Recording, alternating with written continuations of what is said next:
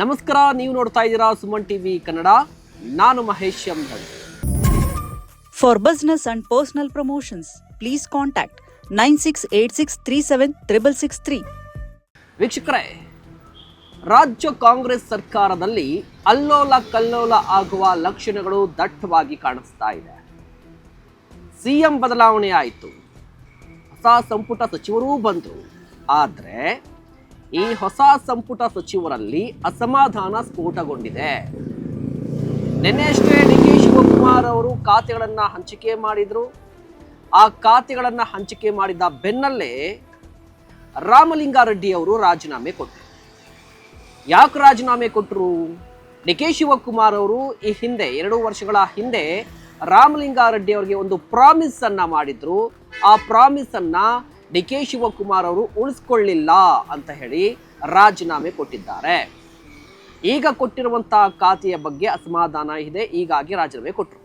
ಇದರ ಬೆನ್ನಲ್ಲೇ ಮತ್ತೊಬ್ಬ ಕಾಂಗ್ರೆಸ್ನ ಹಿರಿಯ ನಾಯಕರು ಕೆ.ಎಚ್. ಮುನಿಯಪ್ಪ ಅವರು ಕೂಡ ರಾಜೀನಾಮೆ ಕೊಡ್ತೀನಿ ಅಂತ ಹೇಳಿಕೆಯನ್ನ ಕೊಟ್ಬಿಟ್ಟಿದ್ದಾರೆ. ಹಾಗಾದ್ರೆ ಕೆ.ಎಚ್. ಮುನಿಯಪ್ಪ ರಾಜೀನಾಮೆ ಕೊಡೋದಕ್ಕೆ ಏನ್ ರೀಸನ್? ಯಾಕೆ ಕೆ.ಎಚ್. ಮುನಿಯಪ್ಪನವರು ರಾಜೀನಾಮೆಗೆ ಮುಂದಾಗ್ತಾ ಇದ್ದಾರೆ ಅಂತ ನೋಡೋದಾದ್ರೆ, ನೋಡಿ, ಕೆ.ಎಚ್. ಮುನಿಯಪ್ಪನವರು ರಾಷ್ಟ್ರ ರಾಜಕಾರಣದಲ್ಲಿ ಇದ್ದವರು, ದೆಹಲಿಯಲ್ಲಿ ಸಚಿವರು ಕೂಡ ಆಗಿದ್ರು. 2019 ಲೋಕಸಭಾ ಚುನಾವಣೆಯಲ್ಲಿ ಅವರ ಸೋಲಾಗುತ್ತೆ. ಅದಾದ ನಂತರ 2023 ರಾಜ್ಯ ವಿಧಾನಸಭಾ ಚುನಾವಣೆಯಲ್ಲಿ ದೇವನಹಳ್ಳಿಯಿಂದ ಸ್ಪರ್ಧೆ ಮಾಡಿ MLA ಆದರು.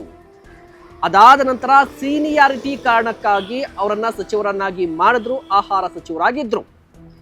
ಮುಖ್ಯಮಂತ್ರಿ ಬದಲಾವಣೆ ಆದ್ರಲ್ವಾ, ಈ ಸಂದರ್ಭದಲ್ಲಿ ಕೆ.ಎಚ್. ಮುನಿಯಪ್ಪನವರು ಒಂದು ಬೇಡಿಕೆಯನ್ನ ಇಟ್ಟಿದ್ರು. ಆ ಬೇಡಿಕೆ ಏನು ಅಂತ ಹೇಳಿದ್ರೆ, DCM ಹುದ್ದೆಯನ್ನ ಕೊಡಬೇಕು ಅಂತ.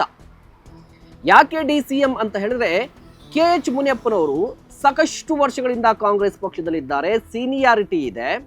ಇದ್ರ ಜೊತೆಗೆ ಜಾತಿ ಸಮೀಕರಣವನ್ನ ನೋಡಿದ್ರು ಕೂಡ ಪ್ರಬಲ, ಅಂದ್ರೆ ಪರಿಶಿಷ್ಟ ಜಾತಿ ಲೆಫ್ಟ್ಗೆ ಬರ್ತಾರೆ.